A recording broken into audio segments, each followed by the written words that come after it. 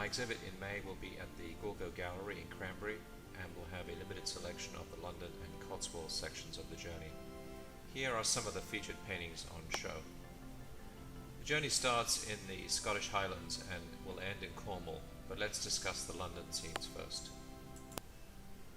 I remember how beautiful St Paul's can be on a summer's evening as the light catches the dome above. Coming out of the Globe Theatre one evening across the river, I saw such a sight and decided to capture a closer view as walkers made their way over the Millennium Bridge. Next is a classic view of the London Eye, which also allows you to view the distant scene across the river and to draw your eye towards the buildings.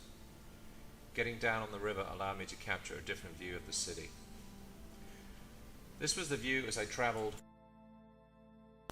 on the shuttle ferry from the Tate Museum to the Globe Theatre. Sitting on the ferry, I made a few sketches and planned this panoramic view of London from the water. The Houses of Parliament and Big Ben on the left, and the London Eye on the right.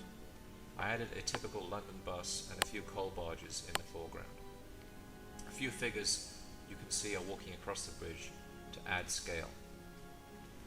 There will be a few more paintings at the Gorgo to provide further views of London.